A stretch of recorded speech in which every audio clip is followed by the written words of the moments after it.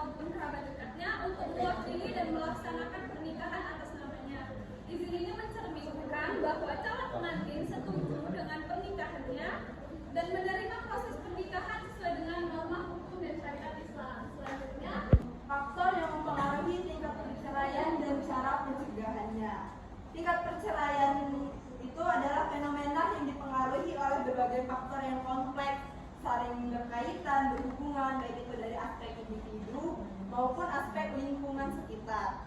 Berikut ada beberapa faktor yang mempengaruhi tingkat perceraian, yaitu pertama ada komunikasi yang buruk. Komunikasi yang buruk ini seringkali kita dengan pasangan kita berbeda pendapat kan. Dengan saudara yang sekandung saja kita bisa berbeda pendapat, apalagi dari orang asing yang bukan siapa-siapa kita. Itu bisa seringkali menjadi pemicu konflik, masalah komunikasi, kesalahpahaman, ketidakmampuan menyampaikan hubungan emosional, atau kecenderungan menghindari diskusi yang sulit. Dan yang kedua itu adalah masalah keuangan, ketidakstabilan ekonomi, perbedaan cara mengelola keuangan, atau ketidaksetaraan pendapatan antara pasangan. Itu dapat juga menimbulkan konflik dan bisa menjadi faktor perceraian. Dan yang ketiga itu ada ketidaksetiaan atau perselingkuhan. Perselingkuhan ini sering dianggap sepele selama pasangannya tidak mengetahui. Padahal kunci dari hubungan yang sehat itu adalah kesetiaan. Dan yang keempat itu ada kurangnya komitmen. Ketidakmampuan untuk menjaga komitmen jangka panjang seringkali menjadi penyebab perceraian. Hal ini mungkin muncul dari ketidakpuasan, hilangnya ketertarikan, atau tidak adanya visi bersama dalam pernikahan. Dan yang kelima itu ada kekerasan dalam rumah tangga. Kekerasan fisik, verbal, atau emosional dapat menyebabkan hubungan menjadi toksik atau tidak sehat, sehingga pasangan merasa tidak aman dan tidak nyaman. Banyak kan contoh kekerasan dalam rumah tangga, seperti artis aja deh contohnya, ya baru-baru banyak kan. Terus itu ada pernikahan usia muda. Pernikahan usia muda ini sering lebih rentan terhadap perceraian karena kedewasaan emosional dan ketidakstabilan ekonomi, tekanan dari luar. Bisa jadi karena belum puas dengan masa remajanya. Ada juga faktor budaya dan tekanan sosial. Norma budaya, peran gender, dan harapan sosial terhadap pernikahan dapat mempengaruhi hubungan, terutama ketika ekspektasi tersebut tidak realistis atau menjaga pasangan. Contohnya gini, orang yang belum memiliki anak padahal sudah lama menikah, tekanan dari luar, cemoohan, atau segala macam, itu bisa membuat pecahnya pernikahan negatif dan yang menjadi konflik antar pasangan, padahal sebelumnya baik-baik saja. Dan yang keempat itu ada pengaruhan lingkungan dan lingkungan sosial, hampir sama seperti yang ketujuh, tidak harmonisan hubungan yang dapat pengaruh dari lingkungan sekitar. Dan yang sembilan ada perubahan gaya hidup dan prioritas. Yang dari ketidakcocokan gaya hidup, perubahan kepribadian dari yang pacaran dianya baik, terus pas nikah dia bisa jadi berubah, gitu, atau perubahan prioritas hidup seiring waktu bisa memicu perceraian. Jika ada faktor, pasti ada juga upaya pencegahan dalam perceraian, yaitu kita bisa melakukan salah satunya meningkatkan komunikasi. Pasangan perlu belajar komunikasi dengan jujur, terbuka sama pasangan, dan perlu empati. Tetapi komunikasi dan konseling pernikahan dapat membantu hambatan komunikasi. Dan yang kedua, itu ada membangun komitmen jangka panjang. Pasangan perlu menegaskan kembali komitmen dan tujuan apa sih dia untuk menikah, dan melakukan evaluasi berkala tentang visi misi dan tujuan pernikahan tadi. Terus yang ketiga itu ada mengelola keuangan dengan bijak, menyusun rencana keuangan bersama, transparansi keuangan, dan diskusi mengenai pengelolaan keuangan yang baik. Dan yang keempat itu ada menjaga keharmonisan hubungan, menciptakan waktu yang berkualitas, menjaga romantisme, dan saling memberikan perhatian adalah salah satu langkah yang penting untuk mempertahankan kedekatan emosional antar pasangan. Dan yang kelima ada mengatasi ketidaksetiaan. Ketika terjadi ketidaksetiaan, penting untuk mendiskusikan masalah secara terbuka. Bisa jadi dengan bantuan profesional, bisa jadi antara kata dengan pasangan. Dan yang keenam itu ada mengelola konflik dengan efektif, mengembangkan kemampuan untuk menyelesaikan konflik dengan cara yang sehat. Itu tadi misalnya melalui pendekatan, kompromi, istilah katanya. Terus yang ketujuh mendapatkan dukungan sosial. yaitu dukungan dari keluarga, teman-teman, sekitar, komunitas. Itu bisa jadi penyangga dalam menghadapi tantangan pernikahan. Kita itu curhatnya jangan curhat sama temen, istilahnya yang kiri lah, sama keluarga kita curhat sama dia, pasti dia memberi solusi yang tidak baik kan, begitu. Terus ada edukasi sebelum dan selama pernikahan. Mengikuti kelas persiapan sebelum pernikahan itu sangat penting. Sesi bimbingannya pranikah dan membantu pasangan memahami ekspektasi, supaya kita sudah ada bekal sebelum kita menuju ke ranah yang lebih serius. Berikut juga ada dalil dan hadis tentang pernikahan, yaitu dalam Quran surah An-Nur 2, dan nikahlah orang-orang yang masih membujang di antara kamu dan juga orang-orang yang layak menikah dari hamba-hamba sahayamu yang lelaki dan perempuan. Jika mereka miskin, Allah akan memberi kemampuan kepada mereka dengan karunia-Nya. Dan Allah maha luas memberinya dan maha mengetahui. Dan juga Rasulullah SAW bersabda, wahai para pemuda, barang siapa di antara kalian yang sudah mampu menikah, maka menikahlah. Hadis riwayat Bukhari. Wahai para pemuda, barang siapa di antara kalian berkemampuan untuk menikah, maka menikahlah, karena menikah itu lebih menundukkan pandangan dan lebih membangkangi kemaluan. Dan barang siapa yang tidak mampu, maka hendaklah ia berpuasa, karena sahur itu dapat membantengi dirinya. Hadis riwayat Bukhari, Muslim, Tirmidzi dan lainnya. Tanya jawab atau sesi diskusi yang akan dibuka dengan satu sesi dengan 3 penanya tercepat. 3 ya. 1, 2, 3.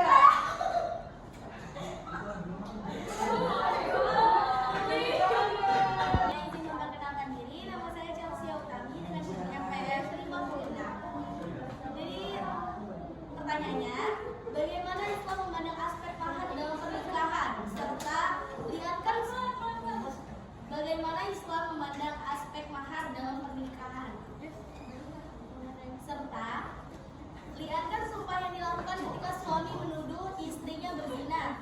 Bagaimana cara menghindari konflik yang dapat berujung permunyalian dalam pernikahan?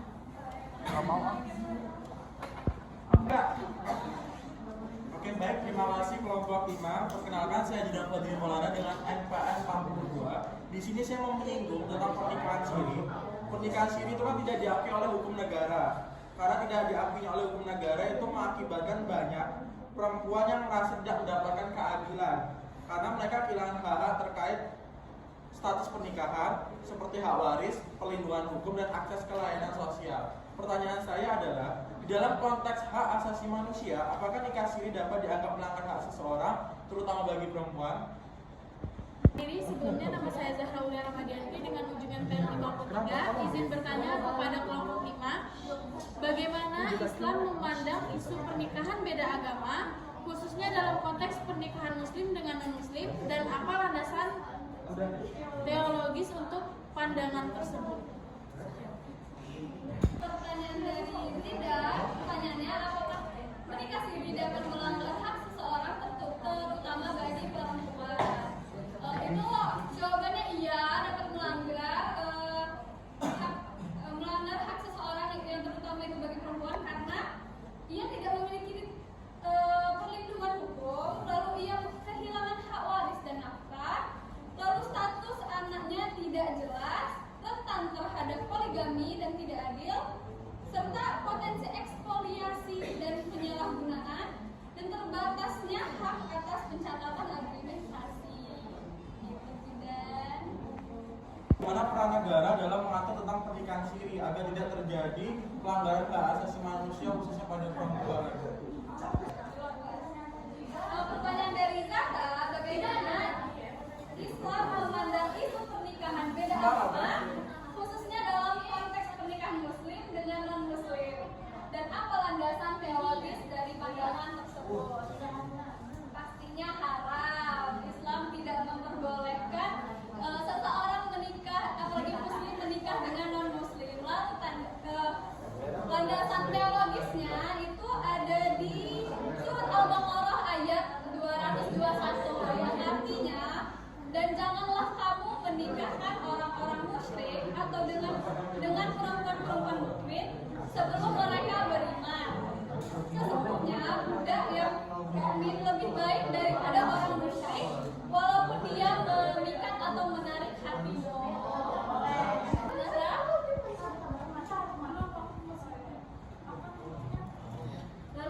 bagaimana pendapat Anda tentang kasih? Menjawab pertanyaan dari Zahra, tambahan pertanyaan dari Zahra. Tadi pertanyaannya apa? Bagaimana pendapat Anda tentang pernikahan dalam agama pada Dalam Islam sendiri kan sudah dikatakan bahwa itu melanggar kan. Tapi menurut pendapat saya pribadi itu kembali lagi ke masing-masing orangnya. Kembali lagi ke masing-masing orangnya begini, orangnya menganut Islam tidak. Maksudnya orangnya memahami tentang Islam tidak.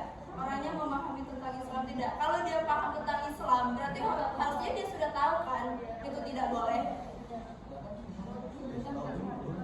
Menjawab pertanyaan dari Chelsea, karena ada dua pertanyaan, saya akan menjawab yang pertama itu bagaimana Islam memandang aspek mahar dalam pernikahan. Islam memandang mahar atau mas kawin sebagai salah satu elemen penting dalam pernikahan.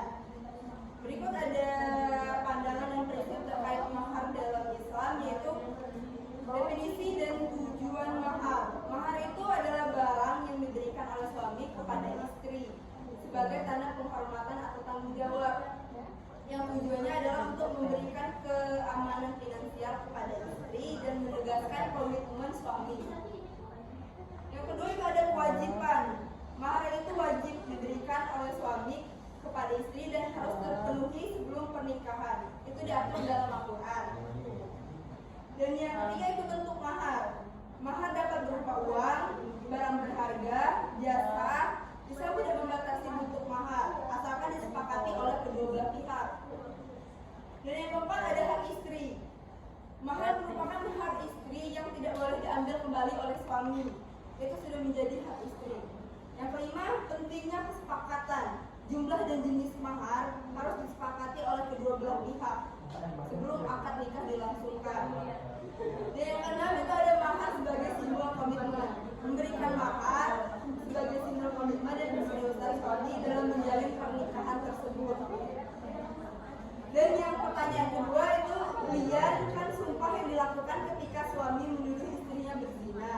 Bagaimana cara menghindari konflik yang dapat berujung perlunya lian dalam pernikahan?